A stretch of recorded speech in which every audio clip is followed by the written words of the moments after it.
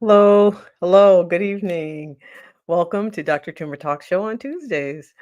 And thank you for coming. If you're here listening, please tell me where you're listening from.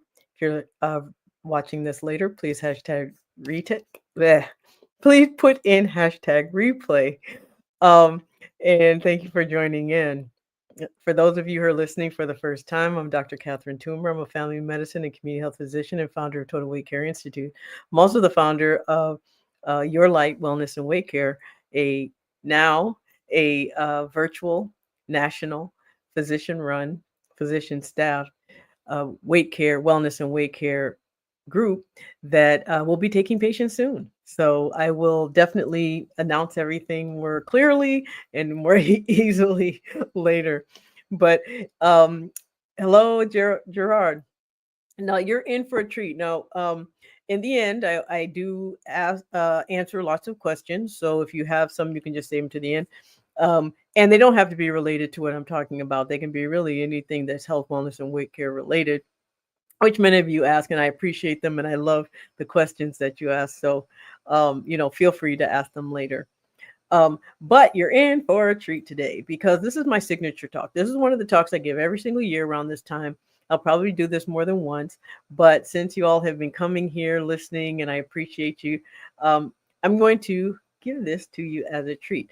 So what this is my holiday eating. We're getting heading into Thanksgiving and Christmas, and I get a lot of questions. People get nervous because they've been working hard all year and they feel like they're going to be derailed by the end of the holidays, and it's not really necessary. And you don't have to not enjoy the holidays just because you're worried about your weight health or you're worried about your general health. Now, of course, if you are a diabetic like I am, you'd still have to watch your carbohydrates and your sugar. And if you have any issues like blood pressure, congestive heart failure, you have to watch your salt intake um, and try to mitigate that. But otherwise, there's really ways to enjoy the holidays and still eat all the ooey gooey stuff because, I love to eat. I feel like food is a self care mechanism and we should enjoy it. And especially since, because, a lot of people make their food from love. They share their favorite recipes. They share things that they only make this time of year. And, when I talk about biopsychosocial, the biology is, of course, we have to watch some things just because, especially for those of us who are unable to eat whatever we want, but you still can do that in moderation. And then you have the psychosocial part, the psychology of eating around the holidays. People always talk about, emotional eating. Well, not all emotional eating is from feeling sad. A lot of it's just from feeling celebratory. And so, Thanksgiving is a day of emotional eating. And so it's Christmas, and so are the parties in between. But the social part is important because there are people who really they spend a lot of time and effort and they show their love through food.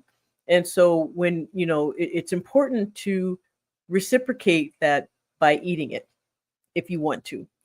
um I'm just going to stop for 1 second because I think my ringer is on and I want to make sure that it's not. Nope, it isn't. Okay.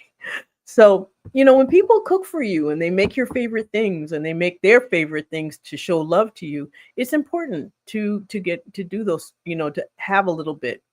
And so I'm going to go through some steps, just 9 steps of things that I do every single year. I've lost over 100 pounds. I've managed to keep that weight off through many holiday seasons, and I do eat whatever I want. And so I'm going to show you how to do it. This is the trick. So I'm going to actually, you're getting a slide presentation today because this is something I do often. So I have slides. So yay, you get slides today. I don't do this often, but I'm doing it now. So this is the ultimate guide to holiday eating. So you can eat without gain, without guilt. And so I'm going to click here. I hope this works. Let me see if it works. All right. So, rule number one: the holiday season is a time for celebration, relax, and have fun. That is the number one rule. If you push too much of your process onto the holidays, it takes away from the whole point of the holidays, and that is to celebrate.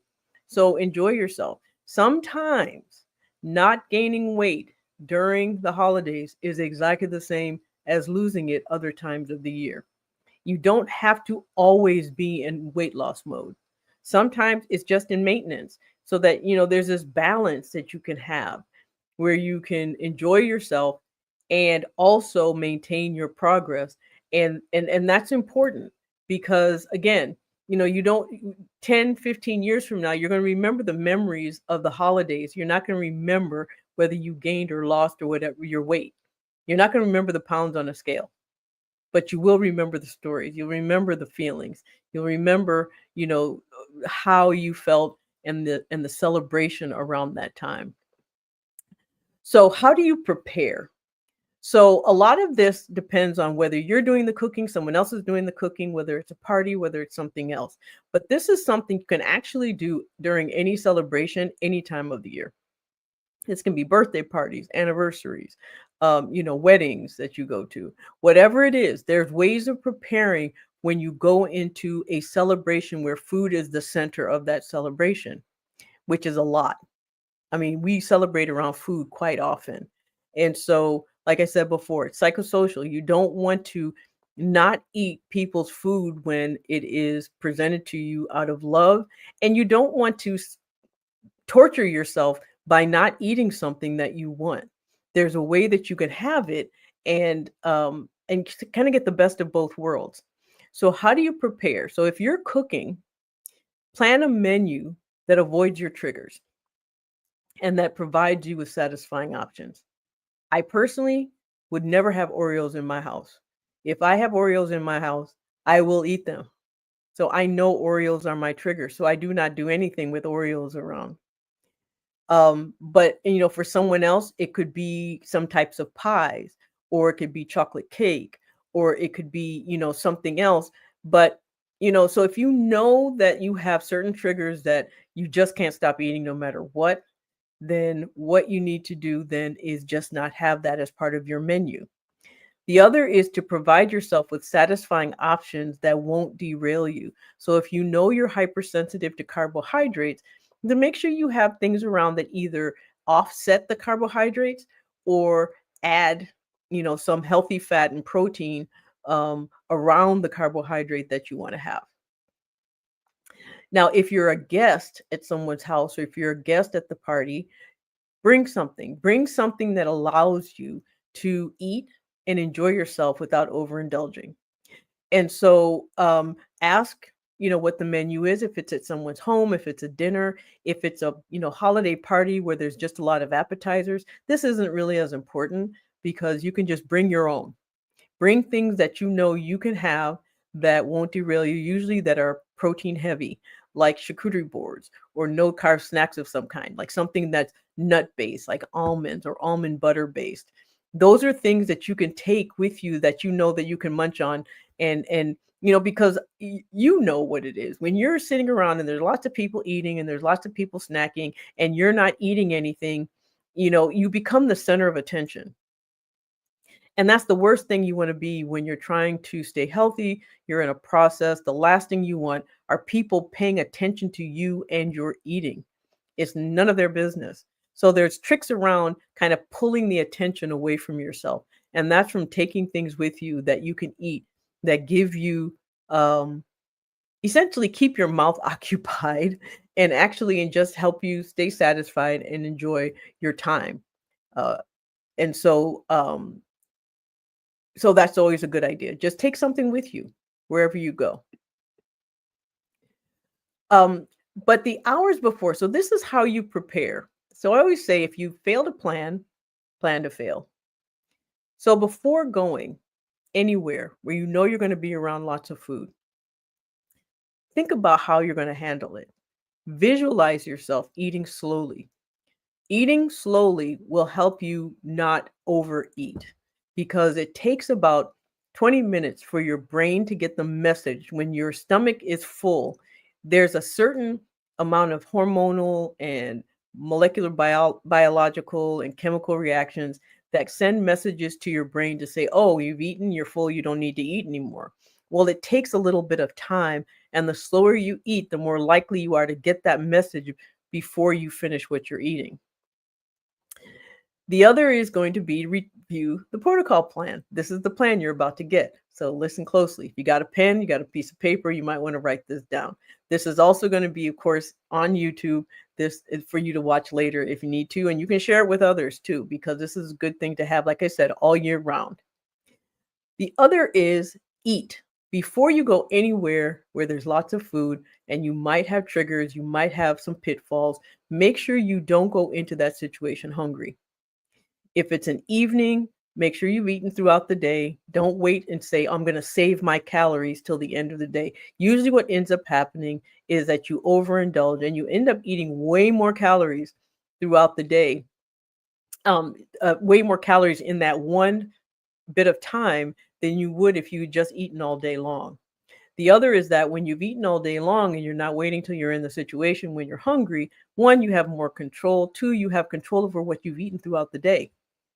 And so you can have, healthier meals or more protein laden meals before you go into a situation where you know you're going to want dessert. Because I can tell you now, if I'm in a place where there's pies, I'm going to have some. And I'm going to show you how you can do that. Yes, you can have dessert. Like I said, the ooey gooey stuff. So before I continue, I do want to say hello to Sandra, hello to Marie and Elaine. Thank you for coming. And for those of you who are watching, sometimes your names don't show up, so I can't say hello to you, but thank you. I can see your numbers and I know you're here, but I just, can't say hello to you by name. So at the time that you're in the situation where you're at the party, where you're in the event, enjoy everything. Yeah, that's what I said that. Enjoy everything. So what that means is that don't avoid things just because you think I can't have them. Now, there's an order and I'm going to show you how in which to do things. But if you know you want to have something, it's not that you can't. There's sometimes it's just the order in which you eat it. And I'm going to teach you that in just a moment. But the other is you can also repeat the protocol steps, which I'm about to show you. But the other is to keep no carb snacks handy. Nuts, charcuterie board, just in case the meal's delayed. So if you start getting hungry, you've got something to snack on. I tend to keep almond bars in my bag. I know sometimes. Or I also drink a lot of water. Water is your friend in this situation. You can fill up with liquids because often, just in general, often when we're thirsty, our brain interprets it as hunger. And so when you walk into a situation, always make sure you're very well hydrated. So, step one is appetite control. Like I said, always want to make sure that you've eaten throughout the day. You do not walk into a situation where there are lots of different types of foods that, could cause you some issues. And you don't want to walk into that situation hungry. So, you want to eat throughout the day. Try to eat as healthily as possible throughout the day so you can indulge a little bit at the end of the day. But the other thing that you can do is control your appetite with a protein drink. Now, there are many types of protein drinks out there. There's Fairlife, there's Ensure, that you can make your own. But about 30 to 60 minutes before you go, drink some protein. If you don't want to eat a meal that's going to fill you up before you go, obviously, because you want to enjoy some things, drink a 30-gram protein drink that will act as an appetite suppressant. Protein is a natural appetite suppressant. And so just by drinking something beforehand with protein in it, excuse me, then you can help suppress that. Now, many of us are on GLP-1s for whatever reason, diabetes, we're on a weight health journey, it have some metabolic issue that we're trying to control. So if you're on a GLP-1, you could probably skip this step, mainly because often what happens is that your appetite's already suppressed and you don't want to suppress it further and then not enjoy the meal that's coming. The other, that this is a time when sometimes it's okay to skip your dose. Now, but this is what I say. If you find that you're skipping your dose to get yourself to the point where you'll be hungry enough to eat, What that also means is you may be on too high of a dose. Your appetite shouldn't be so suppressed that you can't enjoy food. Food is a self-care mechanism. Food is something that also gives, is a pleasure for us, and it's a life joy. And so if you're on a medication that completely robs you of that joy, maybe you're on too much, because you should still be able to have food, enjoy food, and you know, and because like I said, you go through life. Who wants to go through life not wanting to eat? I know I don't. But anyway, and this is from someone who's lost 100 pounds and kept it off. So I like my food and I want to be able to eat it. So yeah. So don't suppress your appetite to the point where you can't enjoy what's coming. The other step is before eating, before putting anything in your mouth, make sure you're hydrated. So you want to drink some water. Drinking water will do a couple of things. It will, one, stop you from overeating. It will stop you from eating too quickly. It will also give the message to your brain earlier on in the process that you have a full stomach. Now, like I said, it takes about 20 minutes for that message to get from a stretch of your stomach to your brain to say, yes, you've eaten, and not to eat too much. So adding water earlier on in the process can help with that. But the other thing that water does is that it actually helps with digestion. And so, it doesn't have to be a lot of water, 4 to 8 ounces, but just enough so that it can help with your process and not have you start eating when your stomach's empty and you're hungry. Step three is start with a no carb course. Now, this is the absolute trick. When you have a table full of food and you have a whole bunch of things to choose from, start with something, the protein and vegetables, or anything that's no carb, nuts, or and that means like meats, cheeses, nuts. It could be vegetables. So if you're at Thanksgiving dinner, for example, and there's turkey, there's string beans, there's other things, take just a small plate. Doesn't have to be a lot, but just make sure that the first plate that you have is a little bit of protein and vegetables, because that does a couple of things. One, it stops you from overindulging when you get to the other stuff. But two, it gets your brain focusing on the protein and the vegetables and not the carbohydrates that's coming later. And the reason that's so important is because our body uses carbohydrates as a signaling to make fat. And so if you slip it in and hide it, kind of sandwiched between protein, it's less likely to cause you as much of an issue. It's those carbohydrate spikes, that blood sugar spike, that really triggers all the appetite, the cravings, the increase in appetite, the brain missignaling. And so what you want to do is eat something, healthy fats, protein, vegetables, before you get to the carbohydrates, so that that spike doesn't happen, and then you're less likely to overeat. Your brain is less likely to send off those mixed signals or those miss signals. And so that's your first plate. But you don't want to get full off of that plate. You just want to get a little bit in your system so that it prevents the sugar spike when you get to the good stuff.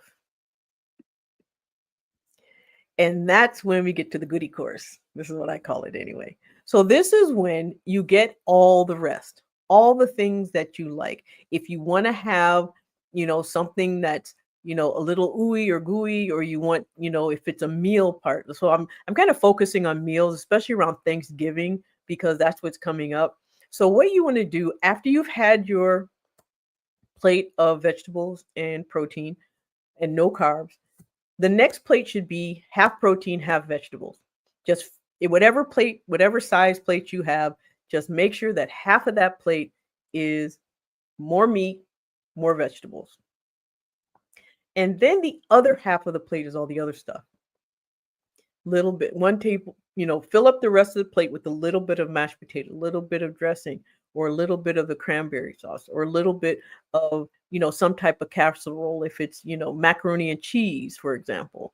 That's how you Kinda get everything. You get that nice flavor profile, which we're all looking for that combination of foods in our mouth, and then eat slowly and deliberately and really enjoy it. Let your brain take in all of it.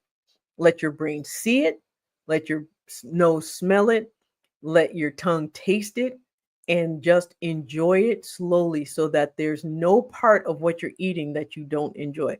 Make sure you enjoy every single part of it because that what that does is it gives your brain the message that yes, you are eating.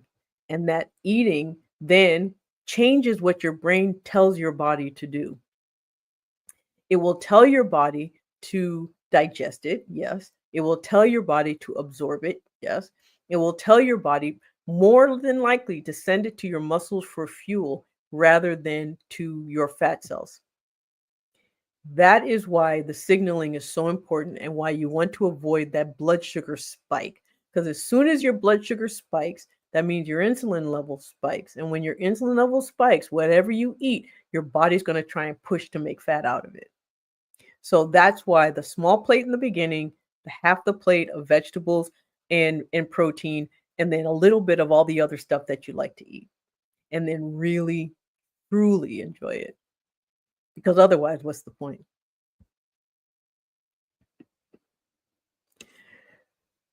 So the other is step is no liquid sugar. If you have like, I mean, sometimes people are just like, listen, my Aunt Betsy makes the best, you know, sweet tea, and I'm not gonna not have some, or my cousin so and so makes the best punch, and I'm just not gonna have some. So what you do is you treat that as either as a dessert or you treat it as part of the meal and you have it in moderation. But always make sure that it is after making sure you've had protein and vegetables and before because liquid sugar spikes your blood sugar faster and more efficiently than anything else. And so if you can avoid drinking your sugar, that is the best way to go. So sugar-free drinks, um, sugar-free soft drinks, diet sodas, or water with lemon, whatever. If you have to have something to drink and you don't want it to be flavorless, if it can be sugar-free, that's better. But if you're going to have something, just make sure it's very small amounts. Try to keep it under 4 ounces. That's half a cup. And you want to make sure that you've already had your protein and vegetables. You've already started your brain and your digestion onto something that's not carbohydrate laden, not sugar laden first. And then that also applies to mixed drinks. Now, a lot of people like, alcohol is bad. If you don't drink, that's fine.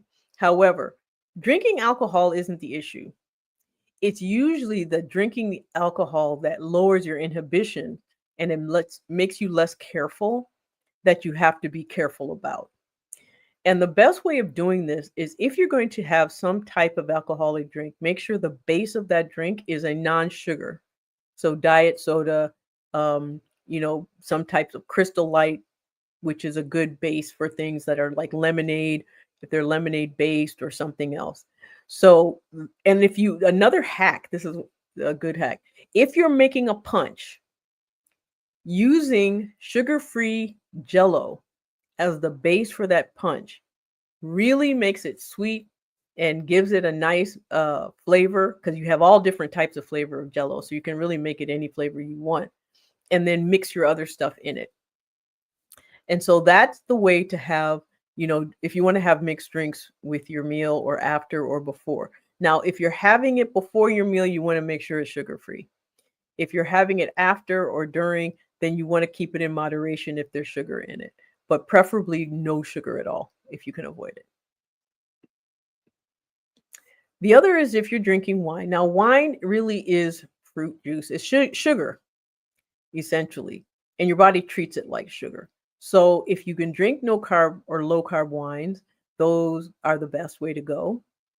You want to make sure that those wines, again, are after you've already had your nice protein laden small plate. Because if you drink wine before you've eaten, it's going to derail. I mean, it's going to take everything else you've eaten and turn it to fat because your blood sugar is going to spike and it's going to tell your brain, okay, your insulin levels are high, and your body is just going to try to make fat out of what you've eaten. So if you can hold off drinking wine until after, treat it like dessert instead of treating it like a drink. That is the best way to go. Now, personally, I have not tried low carb wines. I have no idea how they taste. I've been told that they taste pretty good, but don't take my word for it because I really don't know. So if any of you have ever had low carb or no carb wine, you just post in the chat, whether it's actually any good. But I know that it's out there. Okay. And then you have step 8. Yes, dessert. And you read that right. There is no point of going through the holidays and never having any dessert. If you can get through the holidays with no dessert and you're fine with it, and you're just like, I can do without the sweet potato pie, I can do without the pumpkin pie, I can do without apple, I can do without the cake or without the sweet or the little, petit fours or anything else. More power to you. I'm not one of those people. I mean, I eat in a way so that I can have my dessert. And that's really how I came up with this for myself. And I tell other people about it because it works. It has worked, and it worked for me and many of my patients and many of my clients. And that's why I share it, because I know it works. It has worked. And just like I said, sometimes not gaining weight through the holidays is the same as losing weight other times of the year. The main thing is that you don't want to exacerbate any medical conditions that you have in the process. So when it comes to dessert, the less carbs you eat through your meal, the more indulgent you can be with your desserts. But that doesn't mean you have to not eat anything with your meal. It just means that you need to have some balance. So the way it can be done is, if you know that half your plate is going to be vegetables and protein, and the rest is going to be something else, you can include dessert in that. You don't have to fill up your whole other half of the plate. You can just keep in mind, I'm going to have a lot of dessert after this, so I'm going to actually limit the amount of carbohydrates that I put on my plate. So instead of 2 spoonfuls of macaroni and cheese, I'm going to have 1. Instead of 2 spoonfuls of dressing, I'll have only 1, because I'm going to exchange that extra for the dessert that I want to have later.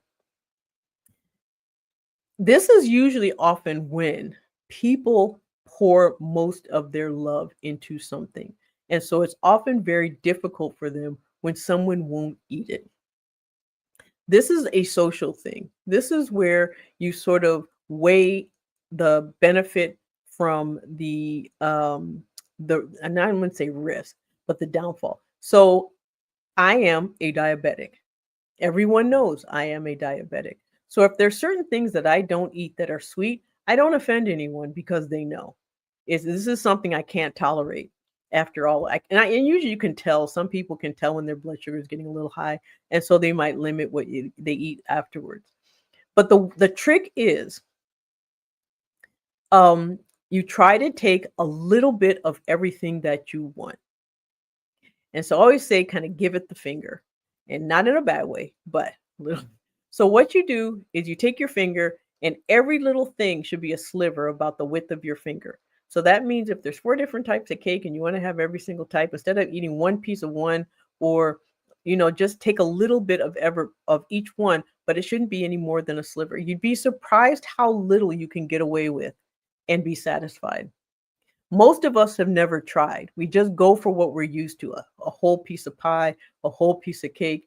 But you'd be surprised by how little it takes to satisfy a sweet tooth, how little it takes to satisfy your brain for that drug of sugar that it wants, how little it takes after a full meal to feel satisfied with a bit of dessert.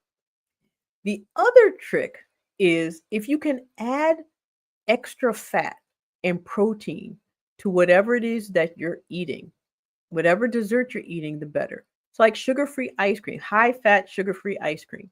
You want to stay away from the fat-free stuff. You need the fat to keep the sugar from causing that sugar spike. So heavy whipping cream, You can either use a sweetener in it, you can have it plain. Sometimes it will offset the sweetness of some of the dessert. Like I said, sugar-free ice cream.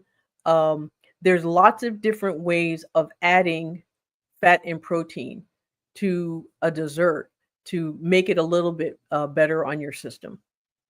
So, that's a trick that many of us have. And again, slowly, eat it slowly. Enjoy every bite. Let your tongue taste the flavors. Let your nose smell the aroma. Let your brain get the message that you've eaten and that you've enjoyed it.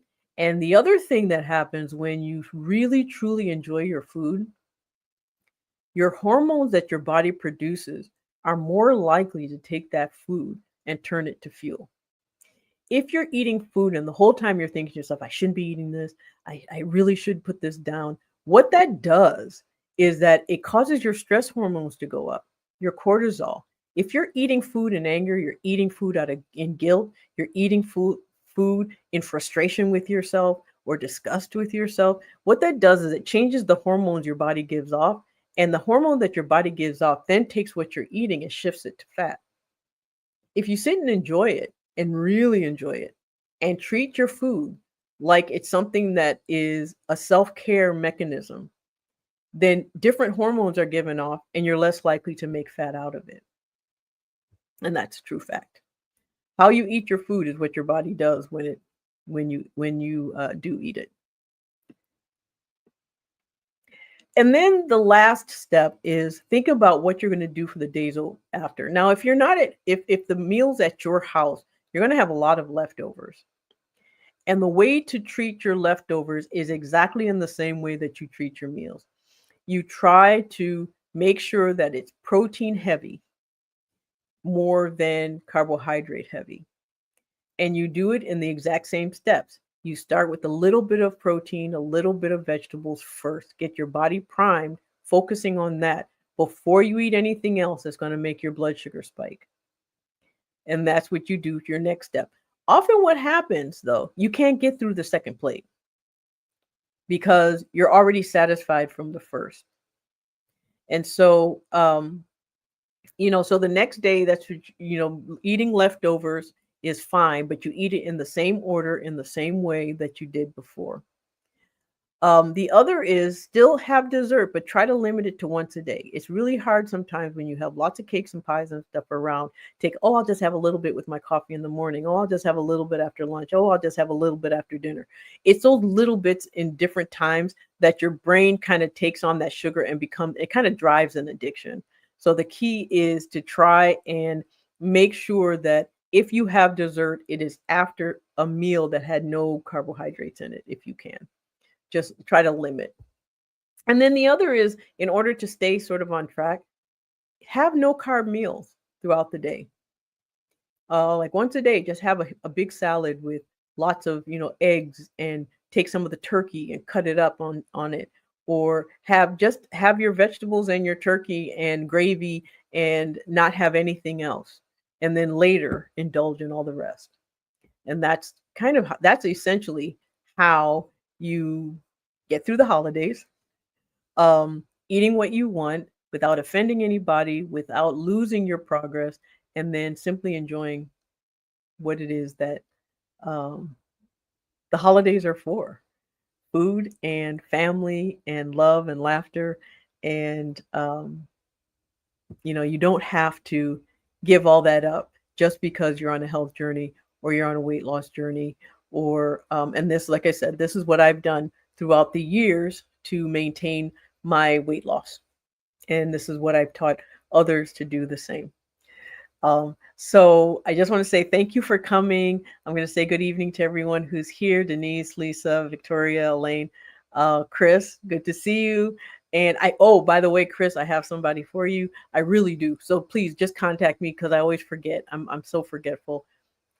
Just like I mentioned. So I do. And the reason I have someone, and I'm just going to make an announcement. I have formed a national telehealth wellness and weight care group of physicians so that we can help people in any state get the help they need to stay healthy, to get healthy, for either weight health, hormonal health, wellness, with hair loss, whatever. There's just doctors waiting to help people for what they need in a way that's convenient and accessible, and also for affordable, because that's really the most important thing. We because of legislation, we lost our ability to help a lot of patients all at once. And so what I've done is I've just gathered a group of doctors from every state so that we could get back to where we were. So if you have any questions, now's the time to ask them. Uh, so let me ask you. So Shinawe, am I saying your name correctly? Love your advice. Very real and easy to apply. And so this is actually, because of this, it's going to be it's recorded, and it's going to be on YouTube. So if you go to the lives on my YouTube channel, which is youtube.com/@drtumor, all of this is there, and it will be there, and it's not going anywhere. So if you have any questions, now's the time to ask. Otherwise, I'm going to let y'all go early, a little quicker than usual. Although I guess I talked a little longer than usual this time. But if you have questions, if not, then let me see if I see any. You can always ask me questions in my Facebook group, on my YouTube channel, on my Facebook page. All of them are at Dr. Toomer, DRTOOMER. So if you want to find me later, you can do that. If you want to email me, I'm courage@drtumor.com or help@drtumor.com. So you can find me in those places as well. The question is, why does your brain body confuse us that we are hungry when we're really thirsty? Because what happens as we get thirsty, our brain cells shrink. One. Two, the other is just one of those cross-wiring things that our brain does. Who knows why? But when we get hungry, what happens is our brain starts wanting us to eat things that have more water in them. It's not actually going after the food, it's going after the water in the food. And so sometimes just drinking water stops that from happening. Someone says, so is eating a dessert and drinking milk okay? Now, I always say, if you're going to drink milk, make sure it's full fat. Full fat milk actually I just said milk. Full fat milk, that was my Michigan accent just came out full force. So full fat milk it will help reduce the spike in sugar, as long as you're not sensitive to milk sugar. Now, some of us are lactose intolerant, and our body responds to lactose just like it does to table sugar, and will drive our blood sugar up. So yes, you can have milk and you can have dessert, but you want to make sure that you've loaded up on fat and protein beforehand, just to make sure.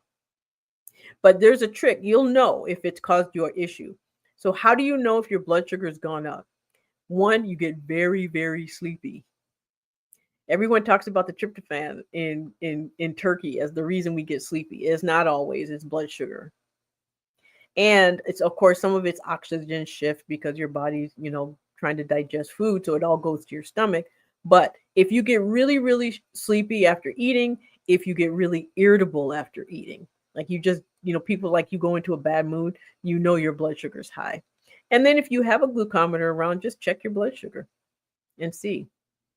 But, you can always, you can test it and see how your body responds.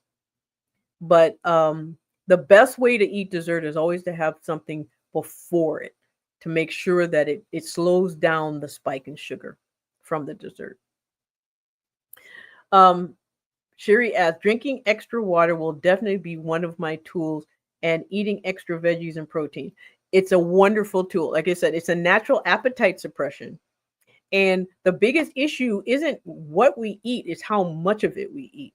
You can eat things in moderation, but if you don't have control over that moderation, basically for me, I like to eat, I like food. I just use any tool at my disposal. and one of those is water, or two of those water, and then the other is just the protein beforehand, because your stomach can only hold so much. Sherry said, imagine that adding extra walking after all meals is good too. Absolutely. In fact, walking after a meal is one of the best ways to help you digest that food. So sometimes that could be another tradition. You have a meal and you all go for a family walk. That's not a bad idea.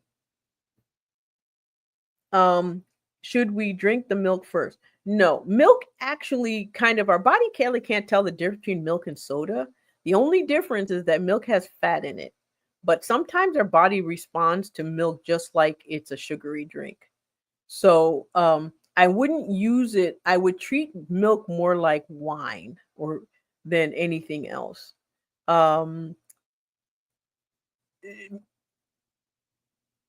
Fatty milk, to be honest, um, you know, half and half and cream is better than milk when it comes to desserts. So, if you want to drink something, I would drink water and then eat. I just milk is not it's healthier. I mean, it does have a lot of nutrients in it, but it is not a counter to sugar because it has sugar in it in and of itself. Lactose is sugar, and our body reacts to that. But drinking it in moderation, like some things you just don't, you want to have milk with it. Certain cookies taste better with milk. So, full fat milk in moderation with that dessert is still, maybe a flavor profile you're chasing. So one of the things that I always say, don't avoid the things you want. And the reason is you'll end up eating a whole lot more eating around it than just eating it. Okay. Any other questions? Any more? Okay. Well, thank you for coming. I will see you here now next Tuesday. No, I'll be here. Now next Tuesday is the Tuesday before Thanksgiving. I didn't want to wait till then. For those of you who are in the United States, it's our Thanksgiving not this Thursday, but the following Thursday. And so I didn't want to wait until the Tuesday right before. So this is a time for you to just start thinking about making plans, thinking about how you're going to do it. People are putting together menus. So this is the time to start thinking about what you're going to do during the holidays. But the main thing, number one rule, is enjoy. Enjoy yourself and enjoy it and enjoy your family and your friends. And I hope you have a wonderful holiday season. Lots of Christmas parties, lots of other things happening. Um, and so, which also brings me to my next point. There may be a few Tuesdays that I think there's one Tuesday in December I won't be here, mainly because it is the time of it's our hospital Christmas party. So I think it falls on a Tuesday this year, so I'll be there. Okay. Well, good night. Thank you for coming. And like I said, share this with your friends and family if you found it helpful.